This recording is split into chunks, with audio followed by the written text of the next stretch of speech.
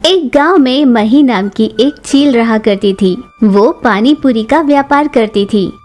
वो इस काम का निर्वाह करती हुई बहुत खुश रहा करती थी।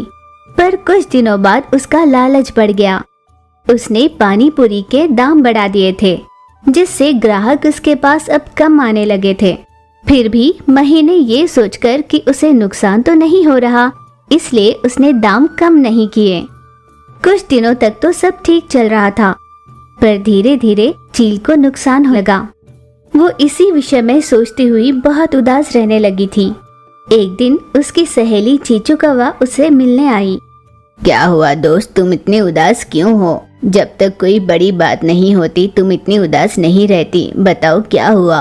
तुम अगर मुझे बताओगी तो हो सकता है मैं तुम्हारी कुछ मदद कर दूं।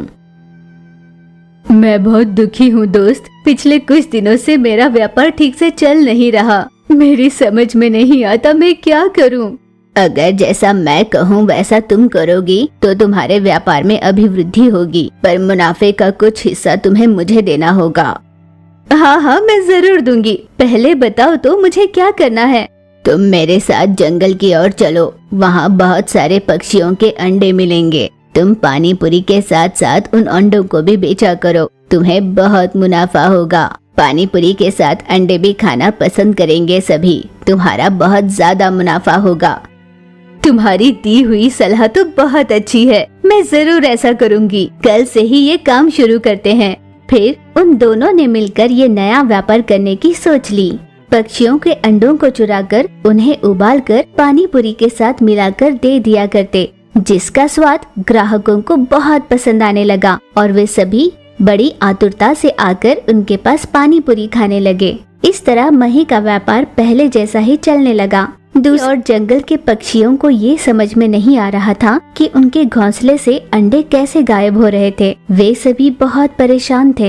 एक दिन उन दोनों को अंडे चुराते हुए डोरा चिड़िया ने देख लिया था। बाप रे, इसका मतलब ये इन दोनों का काम है। अब जब मैंने तुम दोनों को रंगे हाथ पकड़ लिया है ना, अब देखो मैं क्या करती हूँ। तुम दोनों को सबके सामने हाथ जोड़कर माफी मांगने लगाऊंगी। अगले दिन वे दोनों जब पानी पूरी बेच रहे थे, तब डोरा चिड़िया उनके पास गई और अनजान बनकर उनसे बात करने लगी। आप दोनों पानी पूरी बहुत अच्छी बनाते हो, उसका स्वाद बहुत ज्यादा बढ़िया होता है। क्या आप मुझे बता सकते हो कि आप इसका पानी कैसे बनाते हो? हम भला ये क्यों बताए कि हम ये कैसे बनाते हैं, वरना हमारे व्यापार के लिए ये नुकसान वाली बात होगी ना। मैं आपसे विनती करती हूँ कि आप हमसे ये न पूछे।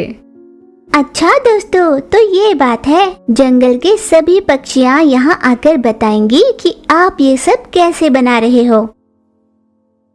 जंगल से सारे पक्षियाँ वहाँ पर आ चुकी थी। हम तो आपको नेक पक्षियाँ मानते थे, पर अपने व्यापार में लाभ पाने की लालसा में आप लोगों ने हमारे ही अंडे चुराकर हम ही को खिला दिए। हम आपको यूं ही नहीं छोड़ने वाले।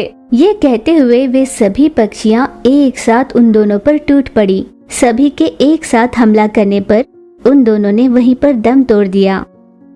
इन दोनों को गांव के चौराहे पर लटका दो, ताकि सबको पता चले जो अपने बच्चों के साथ ऐसी हरकत करेगा उसे यही सजा मिलेगी। ऐसे गांव के सरपंच के कहने पर वहां खड़ी सभी पक्षियों ने उसे मान लिया। सभी ने उन दोनों के शव को पेड़ से उल्टा लटका दिया।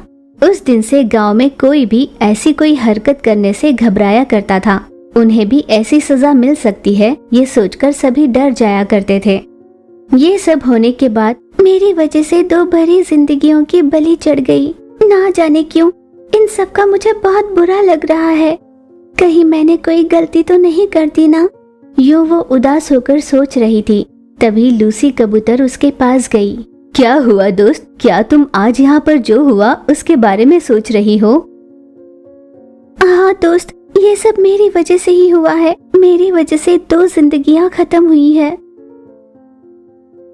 तुम उन दोनों के मरने की वजह से इतनी दुखी हो रही हो, पर तुमने ये नहीं सोचा कि अब तक जिसने दुनिया भी नहीं देखी थी, ऐसे निष्पाप बच्चों को उन्होंने अंडे से बाहर निकलने से पहले ही मार डाला। माओ से उनके बच्चों को छीनने का पाप किया था उन दोनों ने। कईयों की जाने ली उन दोनों ने। ऐसे दुष्कर्मियों का मरना गलत नहीं होता। भगवान ने अपने हाथों उन्हें सजा दिलवाई जो गुनाह करता है उन्हें सजा तो मिलनी ही चाहिए ना। तुमने बहुत अच्छा किया है। यूं वो डोरा को समझाने की कोशिश करने लगी। कुछ दिन यूं ही बीते।